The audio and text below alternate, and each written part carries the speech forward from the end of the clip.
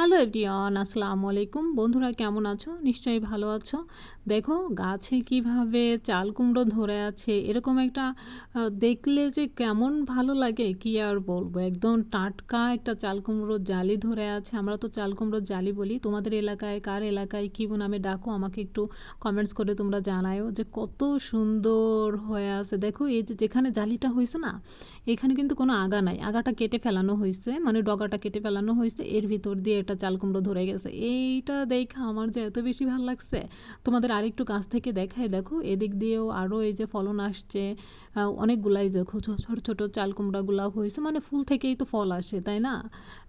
আর এখানে হচ্ছে যে সঠিক পরিচর্যা করা হচ্ছে, তো এই কারণে একদম ছোট পুচকো একটা গাছে কিভাবে একটা চাল কুমড়ো ধরে আছে, এটা আমার সব থেকে বেশি ভালো লাগছে। এটা আমি বাসায় নিয়ে আসতে চাইছিলাম, তাও জানাতলের আম্মা বললো যে না, এটা এখনও খাওয়ার উপযোগী হয় না, এখন নিলে এটা রান্না করে খাইলে ভালো লাগবে না। কিন্তু এত লকলকা মানে লাগতেছে দেখা, মনে করো যে লোভ সামলানো যাচ্ছে না যে এটা রান্না করে মাটির চুলায় খেতে হবে।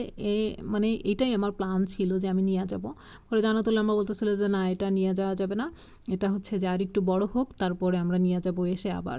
তো আবার যদি আসি তাহলে অবশ্যই আমি যদি আসি ভিডিও করব, আর আমি যদি না আসি অন্য কেউ এসে যদি নিয়ে যায় তাহলে তো আর ভিডিও করতে পারবো না। ওই দেখো ওই যে গাছের ভিতরে আরও ধরে আছে, দেখছো এদিক দিয়েও, মানে ওরকমভাবে লাগানো হয় না, কয়েক কয়েক থোকা থোকা গাছে নিয়ে লাগানো হয়েছিল, এই জন্যই দেখো এইখানেও আরেকটা চাল কুমড়ো হয়েছে। দেখলেই ভালো লাগা কাজ করতেছে। এইখানে একটু রোদ্দুর কম, কারণ হচ্ছে যে ওই যে গাছপালা অন্য ঢ্যাঁড়স গাছ, মানে যেটা আমরা ভেন্ডি বলি, ওরকম গাছের ভিতর দিয়ে এই যে হয়ে গেছে। ঠিক আছে, অত পরিচর্যা করা হয় নাই, যতটুকু করা হয়েছে তত ঠিক। এই দেখো ভেন্ডি একটা হয়ে গেছে, দেখছো।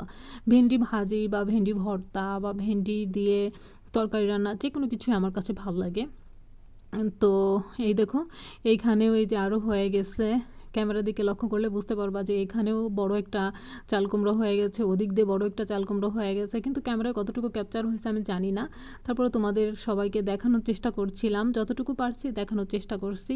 আর আমার ফোন ক্যামেরা তো অতটা সুন্দর বা অতটা গর্জিয়াস না, তারপরেও আমি চেষ্টা করছি যে না তোমাদেরকে একটু দেখাই। এই দেখো এই যে এই চাল কুমড়োটা দেখলে একদম মন ভালো হয়ে যাচ্ছে। আর এটা যদি রোদ্দুরে থাকতো আরও বেশি লকলকা মনে হইতো। ঠিক আছে, যে একদম টাসা টাসা ডাসা ডাসা। যাই হোক, আমি ওরকম সুন্দর করে ভাষায় কথা বলতে পারি না, তো আমি যেরকম বলতে পারি আমি সেরকমভাবেই তোমাদের সঙ্গে শেয়ার করছি। এই দেখো দেখছো এটা একটু খাওয়ার উপযোগী হয়ে গেছে। তো জানাতলের মা বললো যে আরও 2-1 দিন থাকুক, তখন 2-1 দিন পরে তখন এসে কেটে নিব, তখন রান্না করলে অনেক বেশি ভালো লাগবে। এটা হচ্ছে যে চাল কুমড়া তুমি ভাজি, চাল কুমড়া মাংসর ভিতর দিয়ে রান্না করা যায়, মানে যে তরকারি রান্না করা যায় যেভাবে খাও। কিন্তু আমি অতটা বেশি এগুলো আমি পছন্দ করি মোরাব্বাটা পছন্দ করি। ঠিক আছে, মোরাব্বা খেতে আমার অনেক বেশি পছন্দ, এজন্য আমি মোরাব্বাটা পছন্দ করি।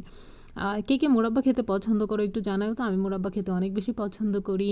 আর আমার সব থেকে ভালো লাগছে এই চাল কুমড়াটা, বুঝছো। দেখো কতটা ফ্রেশ আর কতটা টাটকা, কতটা ভালো লাগা কাজ করতেছে, দেখছো। আমার তো মানে ওইগুলা সব থেকে আমার এইটা বেশি পছন্দ হয়েছে। ঠিক আছে, তো এটা যখন খাওয়ার উপযোগী হবে